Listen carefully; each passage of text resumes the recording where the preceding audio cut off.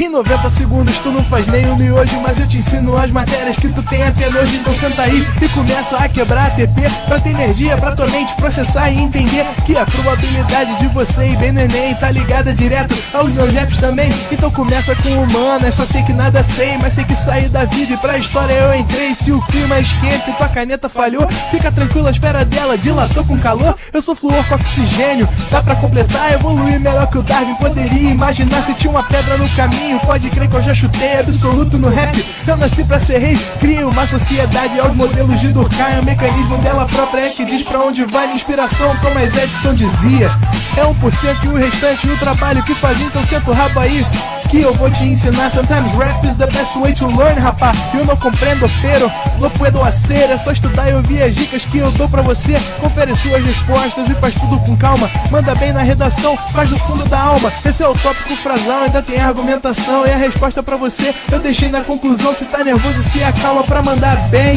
E se liga nos vídeos que eu te preparo pro Enem.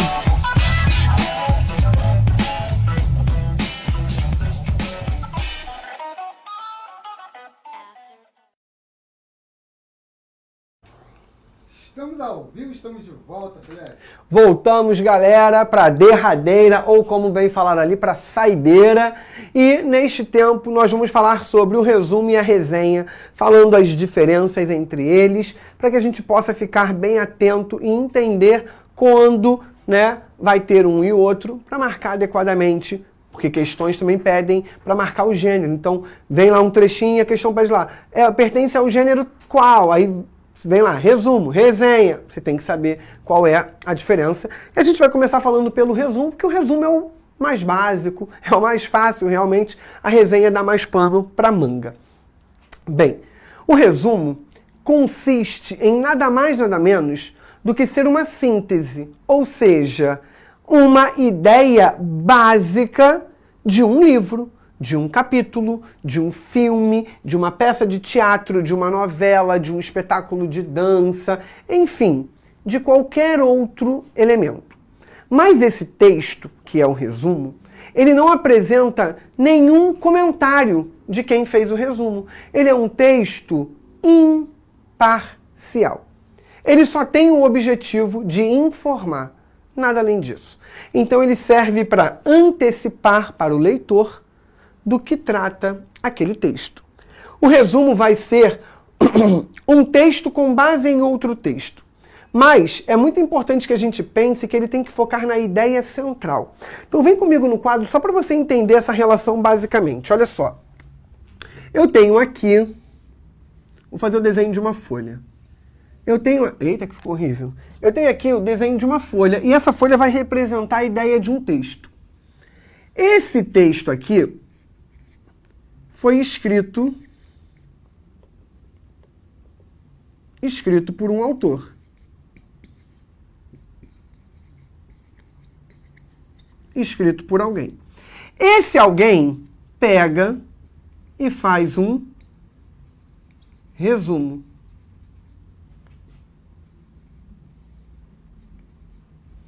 Reparem, essa pessoa aqui foi a pessoa responsável por produzir o próprio resumo. Então daqui eu vou ter um outro texto, que é um texto menor. Esse texto menor foca na ideia central. Por que isso é importante de eu pensar? Porque eu estou dizendo que na maioria das vezes, isso também não é regra, não é sempre, mas na maioria das vezes, o texto, que é um resumo, ele é produzido pelo próprio autor do texto original. Então volta comigo aqui. O que eu quero dizer com isso? Eu produzi um romance. Eu mesmo faço um resumo sobre o meu romance. Porque eu sei qual é o cerne, qual é a ideia básica que contém ali. Isso significa dizer que uma pessoa que não produziu aquele romance não possa fazer o resumo? Ela pode. Inclusive, quando vocês entrarem na faculdade, vocês vão precisar produzir muitos resumos, tá? Para que vocês pratiquem para o de vocês. E aí o professor vai justamente julgar se ele está adequado ou não, identificando se você foi capaz de buscar a ideia central daquele texto. O resumo é isso, tá bem? E aí, quais são as características que a gente vai observar no resumo? Ele apresenta de forma sucinta e objetiva o assunto do texto. Ou seja, ele foca no que é mais básico para que o leitor possa entender aquilo claramente.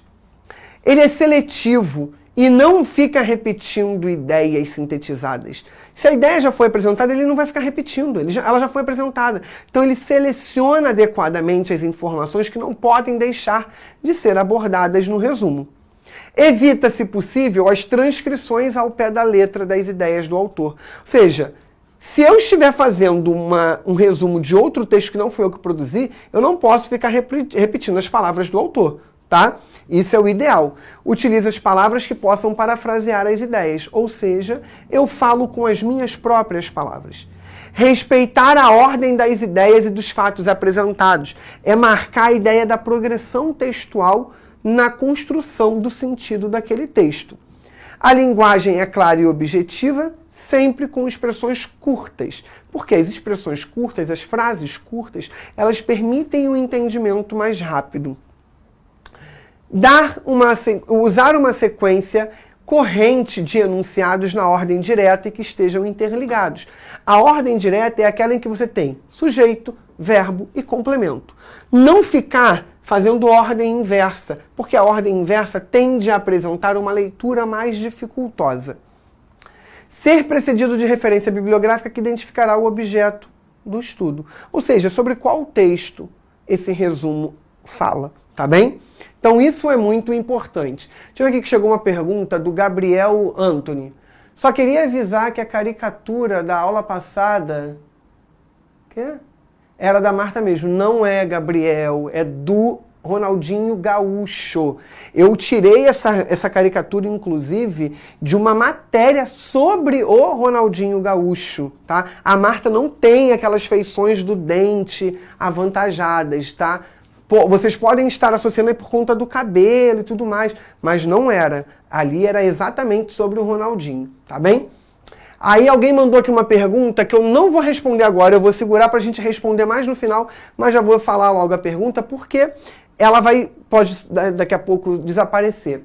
O Mahmoud falou assim, a sinopse de um filme é um resumo, o prefácio...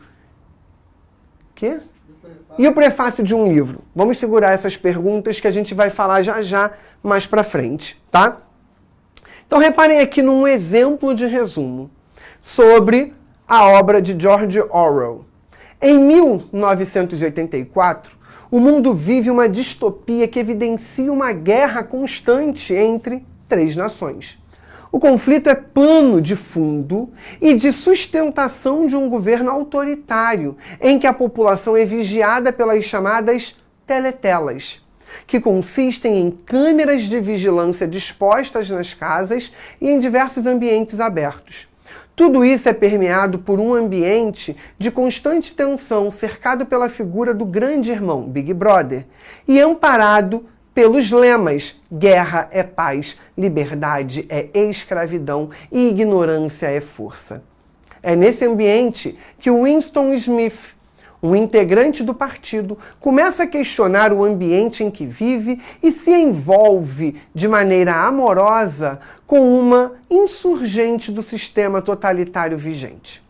Tomados por ideias subversivas de Manuel Goldstein, Winston e seu recente par romântico são inflados pelo sentimento de resistência, mas logo são oprimidos com a descoberta de que tudo não passou de criação do próprio sistema dessa sociedade de controle. Ao final, descobre-se que a resistência foi forjada e que ninguém é capaz de escapar da vigilância constante das teletelas e do grande irmão. Então ele faz uma visão geral sobre a obra 1984 aqui, resumindo as ideias básicas, para que você possa saber o que de fato espera por você ao longo do texto, ok? O que é uma resenha? Por que as pessoas confundem o resumo com a resenha? Porque a resenha tem um pouco de resumo, tá? Só que esse resumo, ele não foca na ideia básica do resumo. E aí a gente vai falar agora o que já começa a diferenciar. Eu posso fazer um resumo sobre qualquer obra que eu não produzi, tá? Isso eu posso. Mas quando você encontra esses resumos nos livros, esses resumos foram feitos pelos próprios autores das obras. Quando você vai assistir a uma peça teatral e vem lá sobre o que aquela peça aborda, a ideia de resumo dela, foi escrita pelo próprio autor da peça. Então, é uma característica que o resumo seja produzido pelo próprio autor do texto original, porque o resumo sintetiza as ideias de um outro texto. A resenha não. A resenha é uma outra pessoa analisando um texto. Então pensa o seguinte, a resenha é uma apreciação. Obviamente, ela faz um resumo, mas ela, além desse resumo, avalia aquele produto cultural. Então, um outro ponto que é muito importante, a resenha pode ocorrer e vai ocorrer com qualquer produto cultural e somente com produto cultural. Ou seja, eu posso fazer resenha de um livro, de uma obra, tá? Um quadro, de uma música, de uma peça teatral, de uma série, de um filme, enfim, tudo que envolve cultura. E ao apreciar isso, eu posso colocar o ponto positivo, o ponto negativo ou os dois. Eu tenho que fazer você, a partir daquele texto que eu produzi, entender se vale a pena ou não ter contato com aquele produto cultural. Então a resenha, por exemplo, quando vocês veem lá, que vocês chamam muito de crítica, né? Lançaram um filme novo e as pessoas falam assim, a crítica está muito boa. As pessoas estão fazendo uma resenha, na verdade. Elas fazem um resumão chamando atenção para coisas importantes e interessantes e que elas julgam legais, pontos positivos daquilo dali. Então é aí o que você chama de crítica positiva. Eu quero assistir esse filme porque a crítica está positiva, está muito boa, todo mundo está indicando, ou seja, você leu uma resenha. E hoje em dia tem muitos sites de resenha de filme, tá bem? Bem, qual é a estrutura da resenha? Ela vem com um título. Esse título é o autor da resenha que dá, tá? O resumo não vem com título, o resumo só vem escrito resumo. Acabou. Primeira ideia que se apresenta ali é a referência bibliográfica da obra, ou seja, você tem que fazer de cara para o seu leitor a indicação de qual obra você está resenhando. Se é um filme, ele foi dirigido por quem, foi produzido por quem, qual é o tempo de duração, se é um livro, quantas páginas, de qual editora, qual é o nome do livro, o nome do autor, tá? Você vai fazer um amparato geral sobre o autor daquela obra, de modo que você consiga estabelecer para o seu leitor a relação daquela obra com as outras, daquela obra com a característica desse autor. Logo em seguida a gente apresenta uma síntese, e aí repara, isso aqui é o que você julga que seja importante, porque o resumo é visto através da visão do próprio autor. Então ele sabe o que ele está abordando de fato ali, como elemento primordial. Aqui é o que me chama a atenção enquanto ideia principal e eu vou colocar como resumo. E eu coloco uma avaliação crítica indicando essa avaliação crítica ao longo do texto, indicando se vale a pena ou não ter contato com aquilo, tá bem? Então, dentro dessa estrutura, na produção da resenha, você precisa ficar atento à ideia de cada parágrafo.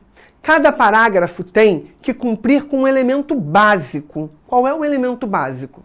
Na introdução, eu tenho que colocar os tópicos sobre o autor e sobre a ideia, tá, da obra. Ou seja, qual é a referência bibliográfica ali sobre o que eu vou falar.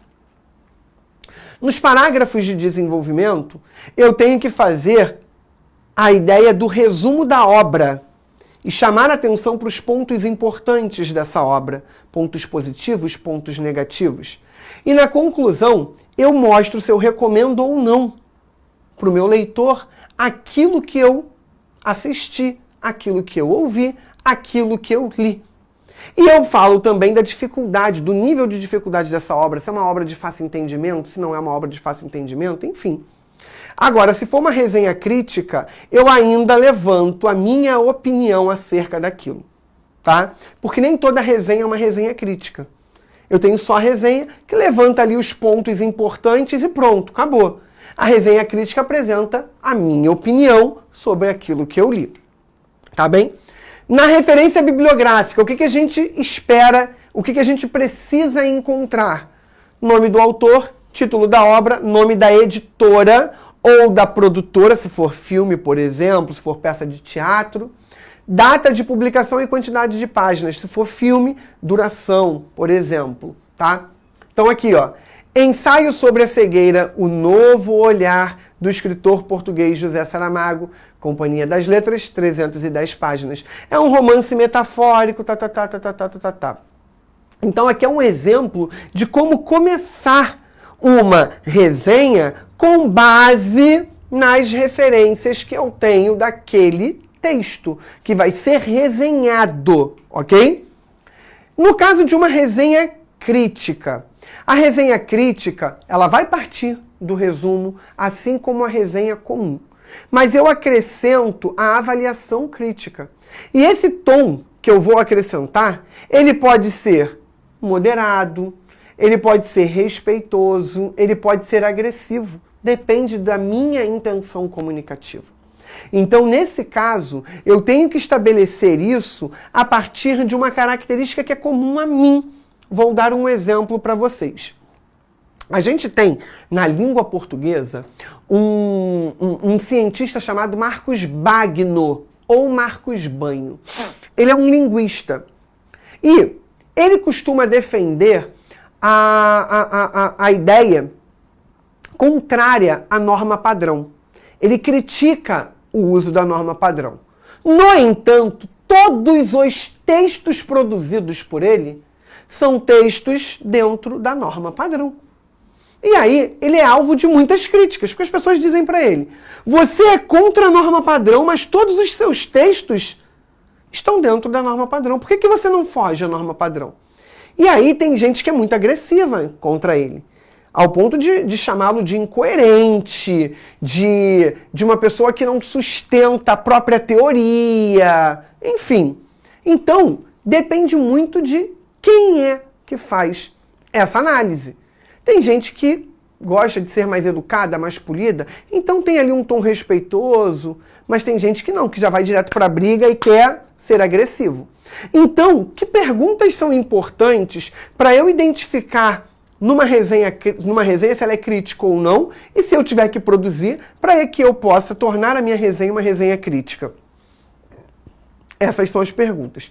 O que, a meu ver, se destaca na obra? Ou seja, o que é importante? Existe alguma inovação no tema? O enredo é importante? A maneira como ele usou a linguagem para escrever? A estrutura que ele estabeleceu? A ordem dos capítulos? O que, de fato, é, no meu ponto de vista, o elemento que se destaca? Pode não ter elemento, e aí eu posso colocar isso também na minha resenha, tá? Por que eu recomendaria a obra, ou por que eu não recomendaria? Você tem que fazer essa ideia. Você não precisa dizer para o outro, você deve ler esse texto, deve assistir essa peça. Você não precisa fazer isso, não é isso, tá? É em outro tom. É no sentido de, vale a pena o contato com a obra, a fim de O contato com a obra é uma perda de tempo, logo não vale a pena, tá? Por que a obra teve ou não teve o impacto que você esperava? Então, quando você tem um contato com um produto cultural, você cria alguma expectativa. Aquela expectativa se cumpriu? Não se cumpriu? Por que se cumpriu e por que não se cumpriu? Então, essas perguntas, elas vão nortear um posicionamento crítico do autor da resenha em relação ao produto que foi resenhado. Tá bem? Então, reparem aqui, eu peguei alguns trechinhos de uma resenha crítica. E aí fui separando para vocês observarem como que isso vai acontecer. Obra original é o texto que serviu para a resenha. Vitória Secaf é a autora do texto original e ela tem um artigo científico que foi o seguinte, do Desafia Pesquisa. Foi publicado em São Paulo, na Green Forest do Brasil, em 2004. Aí a pessoa que fez a resenha é a Maria Tereza Rosângela Lofredo Bonato, que é uma fonoaudióloga. Ela está cursando doutorado em Linguística Aplicada e Estudos da Linguagem pela PUC de São Paulo. E aí, ó, peguei alguns trechinhos, ó. Trecho do primeiro parágrafo da resenha. Vitória Secaf, ela está falando da autora do texto original. Enfermeira pela Escola de Enfermagem de Ribeirão Preto, da Universidade de São Paulo, com mestrado e doutorado pela Escola de Enfermagem da USP e licenciatura em enfermagem pela PUC de São Paulo e jornalismo científico pela USP. Atualmente é membro do conselho editorial e parecerista de várias revistas de boletins de sociedades de especialistas. Então ela criou esse primeiro momento, que é a ambientalização do leitor sobre quem é o autor do texto que vai ser resenhado, para que você saiba o que espera mais ou menos dentro daquele universo. Escrito na forma de manual, artigo científico, quem acha isso é a Maria Tereza. Ela já está fazendo um resuminho e botando a sua opinião. E possibilita rápida apreensão do conteúdo, além de oferecer a seus leitores um valioso portal de acesso para a elaboração de projetos de pesquisa, artigos, teses, entre outros gêneros. Acaba de chegar às livrarias a terceira edição da obra, na qual a autora acrescenta questões referentes à elaboração dos currículo vitae e lattes. Ou seja, ela está dizendo que essa nova versão tem acréscimo de informação. Informações sobre a base qualis, além de trazer atualizada a bibliografia. Ou seja, é um texto mais moderno e mais completo que o anterior. Trecho do último parágrafo, porque eu só peguei trechinhos, tá? Senão a resenha costuma ser um texto maior. Por várias razões, artigo científico, ó, é interessante e importante. Ela está recomendando a leitura? Sim. Ela está recomendando que você tenha contato com essa obra? Sim. Sendo recomendado para melhor orientar os pesquisadores desde a iniciação científica até o doutorado. Então, ó, sendo recomendado, eu recomendo. Em especial, por ser didático de fácil manuseio, esclarecendo pormenores, orientando e predispondo o leitor à reflexão na atividade da redação científica. Então, ao longo do texto inteiro, ela vai trazendo o que a obra artigo científico aborda e vai comentando, vai falando dos acréscimos, das melhorias que foram feitas. E no final, ela recomenda, dizendo que é muito bom e que todo mundo deveria usar desde a iniciação científica até o doutorado. A iniciação científica é o primeiro contato que um aluno começa a ter com essa base de ciência, que isso pode se dar na escola, que é menos comum, tá? Mas que costuma acontecer com muita frequência nas faculdades. Depois você vai para a especialização, para o mestrado e para o doutorado, você tem sempre essa base científica sendo necessária aí, tá bem? Então, panorama distintivo entre resumo e resenha. O resumo traz um cabeçalho que vai trazer o título da obra, o nome do autor, o lugar e data de publicação. E apresenta as ideias principais, norteando ali para o que é importante dentro daquela obra a partir de paráfrases. Eu não estou retirando frases. E essa apresentação precisa seguir a sequência dos capítulos, tá bem? A resenha, eu começo com a referência bibliográfica e breve biografia do autor, ou seja, falando um pouquinho do autor, das características dele. Faço uma síntese, um resumo ali. Falo dos objetivos da obra, chamando a atenção para o que ela pretende fazer, até para que eu possa dizer se de fato ela cumpre com esse objetivo ou não. Eu falo da sua descrição estrutural, ou seja, quantos capítulos existem, quantas seções dentro de cada capítulo, quantas páginas, esses capítulos foram bem divididos ou não. Posso, aqui não é obrigatoriedade, comparar a obra que eu estou resenhando com outras obras da mesma abordagem ou com outras obras do próprio autor. como ela fez. Ela diz que já havia uma publicação anterior que não era tão completa quanto essa, que essa há acréscimos. Então ela fez uma comparação. Menção a obras anteriores do autor, aí é só mencionar que o que ficou faltando talvez aqui tem na outra, é uma obra complementar, enfim. Comentários críticos do resenhista, e aí você coloca a sua opinião ao longo do texto. Você pode fazer essa opinião com base em cada parágrafo, com base na leitura geral, tá? E os dados do resenhista, ou seja, quem é que está fazendo a resenha? E aí eu tenho que ter o nome, a área de atuação como elementos básicos, que a gente viu aqui, né? Resenhista, que são as informações do resenhista, aqui é a obra resenhada, tá? Então isso é elemento primordial, ok? E que aspectos linguísticos a gente pode observar no resumo e na resenha?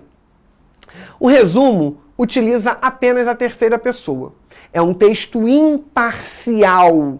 Já a resenha pode utilizar a terceira pessoa, mas também pode utilizar a primeira. Por que a primeira? Porque eu posso, na hora de fazer a crítica, colocar de fato, recomendo, indico a obra, tá? Sugiro que leia, sugiro que tenha contato, eu posso utilizar a primeira pessoa sem problema nenhum. No resumo, a gente não pode fazer comentários, porque não importa a opinião de quem produz aquele texto. Já na resenha, a gente tece comentários, porque aí a resenha admite o acréscimo dessas ideias positivas ou negativas sobre o produto que foi veiculado. No resumo, a gente não coloca informações sobre quem fez o resumo, tá? Já na resenha a gente coloca essas informações de quem é o resenhista, de quem produziu aquela resenha. Até para que você saiba se quem produziu é uma pessoa especialista na área ou não. O resumo vai ter verbos prioritariamente no presente. Prioritariamente. Já a resenha vai focar em verbos prioritariamente no passado, para fazer referência à obra, e no presente para fazer referência ao autor. E todas as vezes em que você tecer comentários, tá? Em que você for apresentar a sua visão. E o último ponto é, no resumo, eu tenho apenas a paráfrase. O que é a paráfrase? Eu falar a mesma coisa por meio de outras palavras do texto original. Já na resenha, eu vou informar o conteúdo original e vou acrescentar as minhas informações. Então, tem paráfrase? Tem paráfrase. Mas eu vou acrescentar essas paráfrases às minhas particularidades. Posso, em algum momento, até retirar algum trecho e acrescentar na resenha? Posso, se for para eu criticar aquilo, cair em cima daquilo, ou se for para eu alavancar, também não tem problema nenhum. Mas o resumo não pode isso de jeito nenhum. O resumo não pode retirar trechos, tá bem? Bom, vamos ver a primeira questão aqui, quero todo mundo participando, hein? Vamos pular o texto. O enunciado diz: a resenha é, normalmente, um texto de base argumentativa. Ou seja, é um texto que visa convencer alguém. Na resenha do filme Son of Saul, o trecho da sequência argumentativa que se constitui como opinião implícita é... Ele tem 5 trechos aqui e em apenas um tem uma opinião implícita. De verdade, a gente não precisa ler o texto, tá? Então, eu vou ler aqui as opções e quero que vocês marquem a opção em que existe uma opinião. Letra A. Do estreante em longa-metragens, Laszlo Nemes, vencedor do Grande Prêmio do Júri no último Festival de Cannes. B. Ele é Saul, um dos encarregados de conduzir as execuções de judeus. Letra C. A câmera está o tempo todo com o personagem, seja por sobre seus ombros, seja por um close. D. Saul percorre diferentes divisões de Auschwitz à procura de um rabino que possa conduzir o enterro da criança. E letra E. Premiar uma abordagem tão ousada e radical como Son of Saul não deixaria de ser um passo à frente dos votantes. Só tem uma, de fato, em que quem escreveu, ou seja, em que o resenhista marca a sua opinião. Quem escreveu deixa claro a sua opinião. E sem ele dizer, olha, eu acho isso. O que vocês marcariam? Letra A, letra B, letra C, letra D ou letra E. Ele não usou a primeira pessoa. É por isso que a gente fala de estar numa ideia implícita. Ele não marcou com evidência aquilo ali. Ó. Olha, eu acredito nisso. Eu vejo dessa forma. Então, tem uma só em que a opinião faz essa construção aí, tá? Vai, letra A, letra B, letra C, letra D ou letra E. A galera tá mandando letra E. Vê ali do outro lado, por favor, ô Renan. Letra E também. Vamos rufar os tambores então, por favor, Renan. Óbvio, olha o que ele diz. Premiar uma abordagem tão ousada e radical. Quem é que acha que essa abordagem é ousada e radical? O autor da resenha. Não deixaria de ser um passo à frente dos votantes. Quem é que acha que premiar isso é um passo à frente? É a opinião do resenhista. Então, é a única opção em que uma opinião de fato é apresentada, tá? Vamos para a próxima. Vamos pular aqui e é aqui que eu vou responder aquela pergunta que me foi enviada, tá? Vamos pular aqui, ó. Tendo como base a sinopse acima, é correto afirmar que esse gênero textual apresenta muitas semelhanças temáticas e estruturais com a crônica, a resenha, o artigo de opinião, o resumo ou a notícia. Uma sinopse é atrelada a um filme. Ele diz que ela tem semelhanças temáticas e semelhanças estruturais com outro gênero.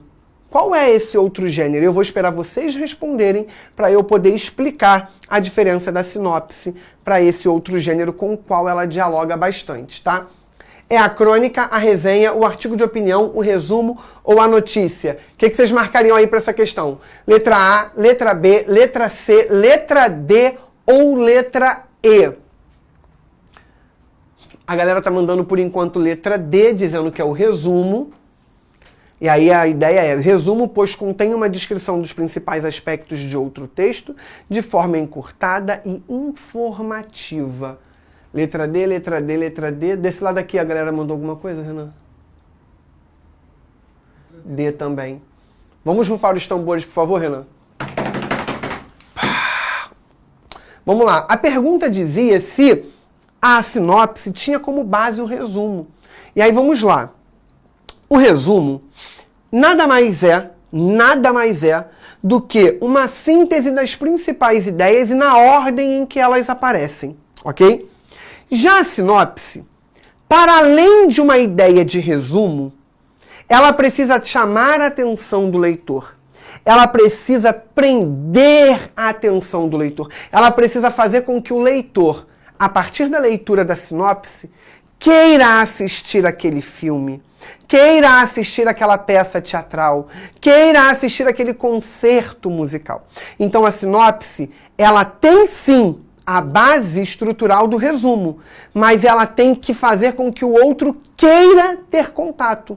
Diferente da resenha, não vai levantar pontos positivos e negativos, crítica, não é isso. Só que ele vai selecionar, dentro da ideia do resumo, os momentos mais marcantes, que seriam elementos convincentes para fazer com que você queira assistir, para que você queira ter contato com aquilo. Então ele parte de uma ideia de convencimento de outra maneira. Na resenha, ele diz, olha, eu recomendo por isso, isso, tem isso de importante. Ali não. Ele conduz como se fosse um resumo, mas ele não tem compromisso com resumir tudo exatamente. Ele foca apenas no que é mais essencial mesmo e depois ele foca em todas as partes que são estratégicas do texto, estratégicas do filme, para que o outro queira ter contato com aquele produto cultural, tá bem? E aí a outra pergunta foi sobre o prefácio. O prefácio é uma ideia de resumo, só que o prefácio ele não é produzido pelo próprio autor do texto. Então o prefácio é assim, eu costumo produzir um texto, e aí eu quero que você leia e escreva. Eu gosto muito de você. Aí eu convido você para você escrever um prefácio sobre o meu texto.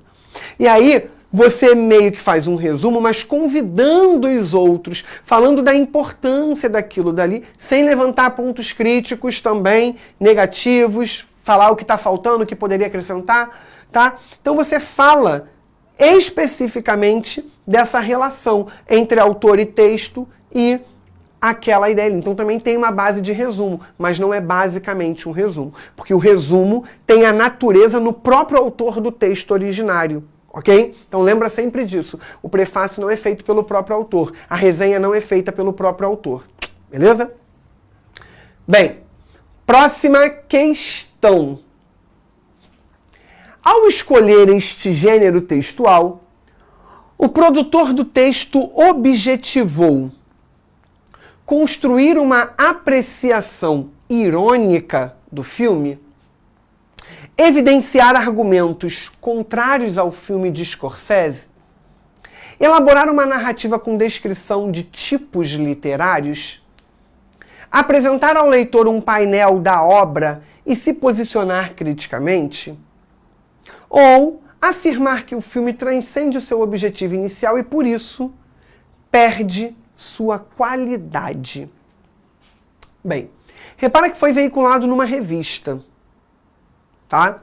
Por quê? Isso já é importante para você entender que não é uma sinopse, por exemplo. A sinopse vem no próprio livro. Poderia ser um resumo? Poderia. Pode ser uma resenha? Pode, também. Então, ó.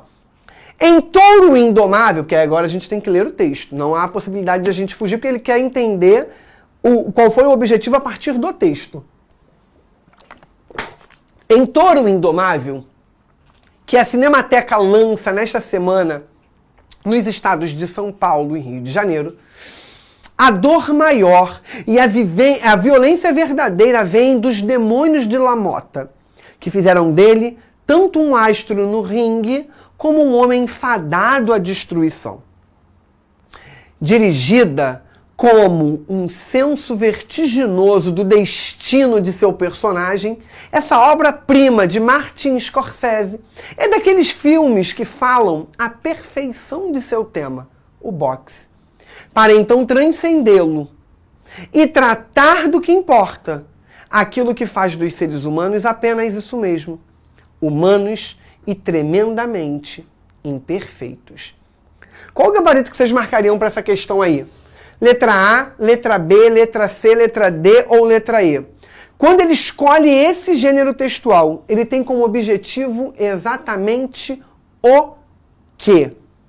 O que ele faz em relação ao filme? Qual é a abordagem que ele dá para esse filme ao optar pelo texto que ele utilizou? Então é muito importante que aqui vocês saibam, por exemplo, classificar o gênero, mesmo que a questão não peça, porque é a partir da classificação do gênero que vocês vão ser capazes de responder adequadamente. A galera já está mandando aí gabarito na letra D, todo mundo está de letra D. Vamos rufar os tambores, por favor, Renan. Qual é o gênero aqui? É uma resenha. E aí, a resenha constrói uma apreciação irônica? Não, ela constrói uma apreciação crítica, não irônica. Elimina a letra A. Evidenciar argumentos contrários ao filme de Scorsese? Olha, ela poderia até ser contrária, mas ela não vai evidenciar argumentos, ela faria uma apreciação contrária. Então elimina a letra B. Elaborar uma narrativa com descrição dos tipos literários? Não, isso não é função da resenha. Elimina a letra C. Afirmar que o filme transcende o seu objetivo inicial e por isso perde sua qualidade? Não perde a qualidade, muito pelo contrário. Diz que é perfeito. O filme é perfeito e tem uma qualidade absurda. Então elimina a letra E. Apresentar ao leitor um painel da obra? Sim, que é a ideia do resumão. E se posiciona criticamente? Sim. Coloca uma apreciação crítica sobre aquilo que está apresentando ali. Então fala justamente que o filme é perfeito e que transcende aquilo que ele objetivava, né? E fala dessas imperfeições dos seres humanos, porque o ser humano é imperfeito por natureza. Então ela se posiciona ali, ela coloca a sua visão. Portanto, letra D, e vocês mandaram super bem. Vamos para a última, para a gente poder fechar essa terça da resistência aí lindamente. Pulamos o texto.